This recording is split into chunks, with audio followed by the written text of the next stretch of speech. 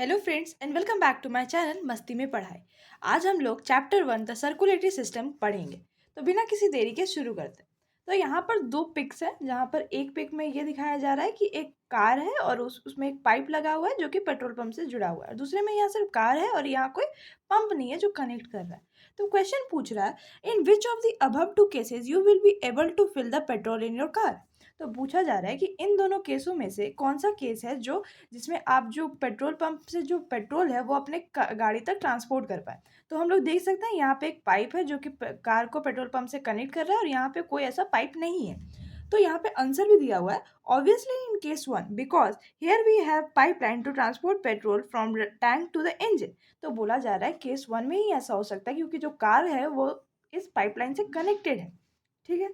Similarly, nutrition and digestion process are of no value unless and until the digested food or the nutrients are transported from the alimentary canal to all the body cells where these are actually needed and utilized.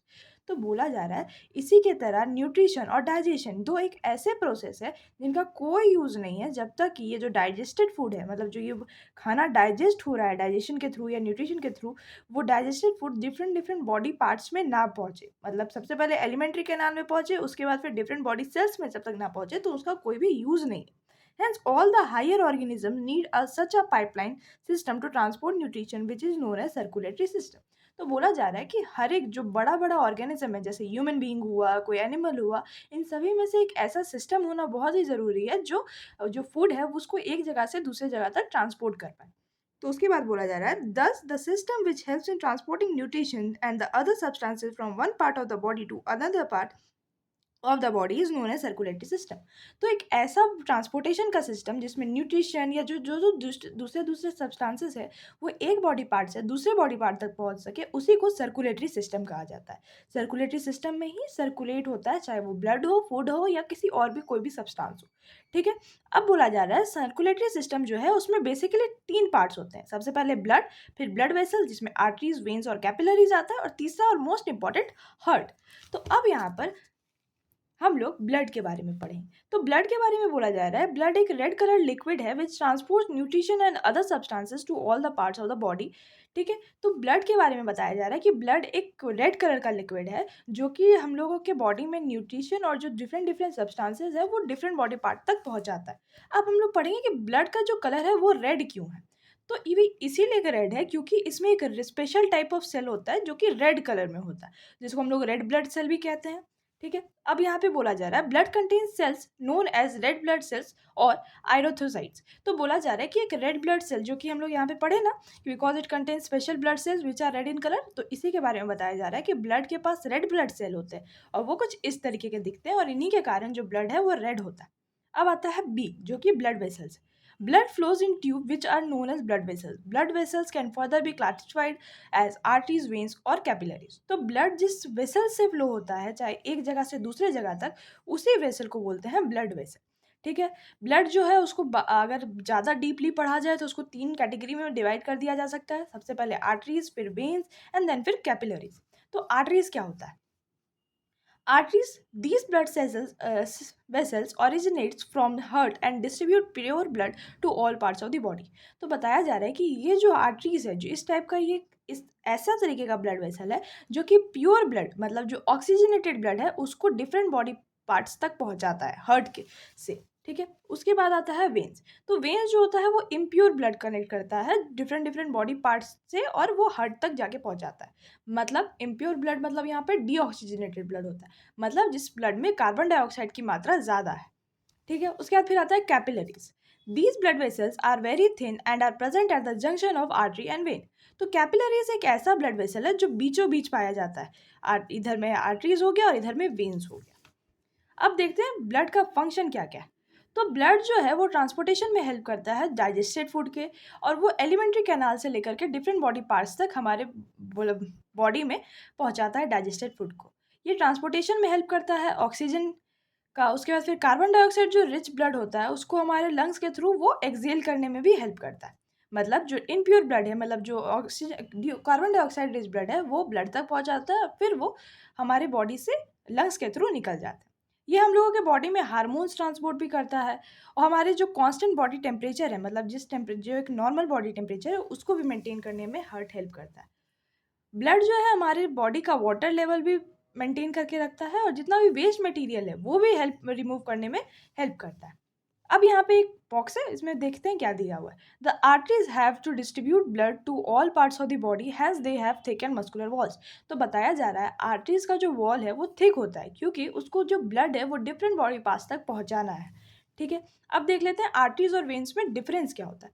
तो arteries are deep seated, सबसे पहला चीज़ ये लिखा है, deep seated का मतलब गहरा होता है। तो आर्टरीज जो होता है वो गहरा होता है। आर्टरीज जो है वो प्योर ब्लड को पूरे बॉडी तक पहुंचाता है। ठीक है, आर्टरीज का जो वॉल है वो थिक होता है और आर्टरीज मेनली डीऑक्सीजनेटेड ब्लड ही कैरी करता है। उसके बाद फिर वेन्स आता है। तो वेन्स के बारे में सबसे पहला बात सुपरफिशियल लिखा हुआ है। ठीक है, उसके बाद फिर बताया गया कि वेन्स जो है वो इम्प्योर ब्लड कलेक्ट करता है डिफरेंट डिफरेंट बॉडी पार्ट से और उसको फिर हार्ट में जाकर के पहुंचा देता है। अब वेन्स का जो वॉल है वो बिल्कुल थिन है और डीऑक्सीजनेटेड ब्लड ही कैरी करता है। तो आप यहाँ देख सकते हैं कि यहाँ पे जो जो चीज़ है उन्हीं का अपोजिट वेन्स में होता है। अब देखिए, हमारे हाथों को जब हम लोग बंद कर लेते हैं तो बहुत बार बहुतों के हाथों में ये ग्रीन ग्रीन वेसल्स दिखते हैं, यही सारी चीज़ें वेसल्स कहलाते हैं। अब आता है हार्ट। तो हार्ट जो है वो रेडिश ब्राउन होता है कलर में। ठीक है, और हार्ट के थ्रू ही जो हमारा ब्लड है वो डिफरेंट बॉडी पार्ट तक पंप हो पाता है। ये हार्ट जो है वो डिफरेंट मतलब ब्लड को कलेक्ट करता है और फिर डिफरेंट बॉडी पार्ट्स तक पहुंचाने में हेल्प करता है। तो अब बताया जा रहा है कि ह्यूमन बीइंग का जो हार्ट का साइज होता है वो एक क्लोज फिस्ट के अनुसार से होता है। मतलब ये जो मुट्ठी है इतना ही भर आपका, जितना भी आपका साइज है मुट्ठी का उतना ही भर का हमारा हार्ट भी है। अब यहाँ पे इसका लोकेशन क्या है, तो हार्ट जो है दो लंग्स के बीच में है और ये जो लंग्स है ये इसको प्रोटेक्ट करके रखते हैं। तो यहाँ पे जो ब्रॉड पोर्शन है, मतलब ये वाला जो एरिया है ये अपवर्ड है और जो ये पतला सा ये नोकीला टाइप्स का है ये नीचे है। ये हार्ट का पिक्चर है, आप लोग इसे देख सकते हैं। अब बताया जा रहा है कि ह्यूमन हार्ट मतलब इंसानों का जो हार्ट होता है उसमें 4 चैम्बर होते हैं। 4 चैम्बर कैसे, वन दिस वन नीचे वाला 2, ठीक है, एक इधर इधर, ठीक है, ये सब डिफरेंट डिफरेंट बॉडी पार्ट्स हैं। उसके बाद फिर यहाँ पे बताया जा रहा है कि 4 चैम्बर्स है। सबसे पहले 2 ऑरिकल है और फिर 2 वेंट्रिकल है। Right auricle, left auricle, right ventricle, left ventricle. ठीक है, ये राइट ऑरिकल है, ये राइट वेंट्रिकल है, ये लेफ्ट ऑरिकल है, ये लेफ्ट वेंट्रिकल है। ठीक है, अब वर्किंग ऑफ हार्ट क्या है, तो यहाँ पे बताया जा रहा है लंग्स जो है हमारे ब्लड को इनरिच करता है, मतलब उसको में ऑक्सीजनेट करता है उसको। ठीक है, और यही जो ऑक्सीजनेटेड ब्लड है वो लेफ्ट ऑरिकल के थ्रू पहुँचाया जाता है। ठीक है, लेफ्ट ऑरिकल जो है ये जो ब्लड इसके पास पहुँचा है ये इसको लेफ्ट वेंट्रिकल तक भेजती है। ठीक है, उसके बाद फिर जो ये लेफ्ट वेंट्रिकल है इससे जो ऑक्सीजनेटेड ब्लड है वो डिफरेंट बॉडी पार्ट्स तक पहुंचते हैं। ठीक है, जो इम्प्योर ब्लड है मतलब जो कार्बन डाइऑक्साइड रिच ब्लड है वो राइट ऑरिकल तक आते हैं। फिर राइट ऑरिकल उसे राइट वेंट्रिकल में भेजता है, उसके बाद फिर राइट वेंट्रिकल से उसके लंग तक पहुंचाया जा सकता है। उसके बाद फिर वहाँ पे ऑक्सीजनेशन का प्रोसेस होता है और ये पूरा का पूरा सर्कल जो है वो रिपीट पे चलते रहता है। मतलब जो सबसे पहले जो ब्लड आता है वो यहाँ पहुँचता है, उसके बाद यहाँ पहुँचने के बाद जो ब्लड है उसको यहाँ भेज दिया जाता है, फिर यहाँ से वो जो ऑक्सीजनेटेड ब्लड है वो डिफरेंट बॉडी पार्ट्स तक पहुँचता है। उसके बाद जो डीऑक्सीजनेटेड ब्लड है मतलब जो कि कार्बन डाइऑक्साइड रिच ब्लड है वो राइट ऑरिकल तक पहुँचता है, फिर राइट वेंट्रिकल भेजा जाता है और उसके बाद फिर उसको लंग्स में भेज दिया जाता है ताकि वो ऑक्सीजन रिच हो पाए। ठीक है, उसके बाद फिर यहाँ पे डबल सर्कुलेशन दिया गया है। डबल सर्कुलेशन में बताया जा रहा है कि कोई भी ब्लड जो है उसको हार्ट के थ्रू 2 बार गुजरना पड़ता है ताकि वो पूरा का पूरा बॉडी को एक बार कवर कर पाए। मतलब क्या है इसका, मतलब मान लीजिए कि कोई सेल है तो उस सेल में अब कार्बन डाइऑक्साइड प्रोड्यूस हो गया, तो वो कार्बन डाइऑक्साइड प्रोड्यूस हो गया तो वो वाला जो कार्बन डाइऑक्साइड रिच ब्लड है वो हार्ट तक पहुंचा, हार्ट में उसको ऑक्सीजन रिच किया गया, उसके बाद फिर वही वाला जो ब्लड है उसको फिर दूसरे बॉडी ऑर्गेनिज्म में पहुंचाया गया। तो मतलब ये जो साइकिल है ये रिपीट पे चल रहा है और ब्लड 2 बार लंग्स तक पहुंच रहा है, 2 बार हार्ट तक पहुंच रहा है। अब यहाँ पे पल्स के बारे में बताया जा रहा है। अगर कभी हम अपने हाथों को ऐसे करके दबाएं तो फिर हमें एक पंप टाइप का महसूस होता है, इसी को पल्स कहा जाता है। जो नॉर्मल पल्स रेट है ह्यूमन बीइंग का वो 72 पर मिनट होता है।